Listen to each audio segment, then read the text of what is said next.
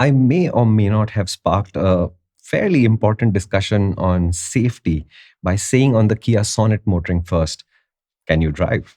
And then we posted that as a reel, and there's been a lot of interesting discussion.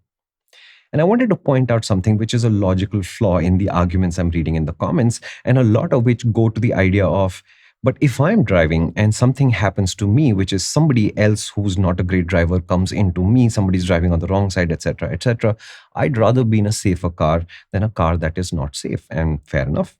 That is logical. The question I asked is, can you drive? Which is to say, how would you put yourself in a position where somebody would surprise you with their bad driving? That's the question I'm asking. And yes, I know you're saying, how can I predict what's going to happen? And I'm not saying you have to predict anything. When we teach people motorcycle riding to go faster at the racetrack, one of the things we tell them is that you must analyze your crashes by not automatically blaming the equipment or the environment. So you can't say that, oh, I low-sided there because the tarmac was slippery. I'm not saying the tarmac wasn't slippery, but I'm saying that's not a very productive way to think about it. I'm asking you to say, when I crashed, what did I do or fail to do that actually caused that crash? And when you point the question at yourself, then the question of skill and thinking and anticipation and all of these things start to play in your mind. The very first motorcycle crash I ever had, I honestly didn't think like this. I was on a KBE 125 and some guy on an RX 100 apparently was racing me. I was unaware of this. The onlookers told me. He came into me. We tried to go for the same piece of tarmac. We crashed. I realized he was okay and I carried on and I didn't give it a second thought. He was trying to race me. I mean, it's fine. 2 or 3 years later, I become far more serious about motorcycling and somebody brought up the question of my first crash. And that's the first time I asked the question, what would I have done to avoid that crash? And it turns out, back in those days, my situational awareness was simply not good enough. I was unaware of the guy with poor skills, poor judgment, whatever it was. I was unaware of that person next to me going for the same piece of tarmac. You can bet the moment I thought that, I started working on my situational awareness and I became a better rider for it. The point I'm making is it's not about the 3-star car or the 5-star car or should you wear a helmet or not. These are not the relevant points of this argument. The important thing here is that you do have a role to play in what happens to you in your life. You always have some amount of control.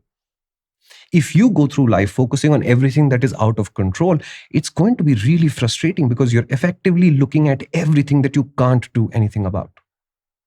So if there is an oncoming truck on the highway, you can't do anything about it. And the idea that I bought a 5-star car, so now I'm safe, it's a foolish argument. I'm not saying it's an inaccurate argument. I'm saying that's a foolish argument.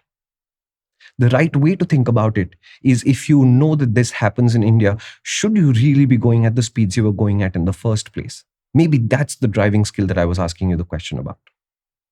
In the same comment stream, people said, if this is your view that crash test ratings aren't important, why do you wear a helmet? I'll tell you why I wear one. I am aware that they have a very powerful role in crashes, and it's a very, very central part of my goal to ride motorcycles for a really long time and never equate motorcycles to cars, because motorcyclists are just far, far, far more vulnerable than car drivers ever will be in their metal cages. And I'm not judging either of the two parties here. That's just how physics works. But every day, even if you leave out the crash test thing, every day, my helmet prevents dust and flies from going into my eyes, giving me uninterrupted vision, which I need to ride better. On a cold day, it keeps me warm. And on a warm day, it's better to have a helmet on than ride without one. And in 99% of the situations, a brightly colored helmet is more visible than your naked head when you're in traffic. All of these are the little things that a helmet does for me every single day, which I do spend not crashing every day.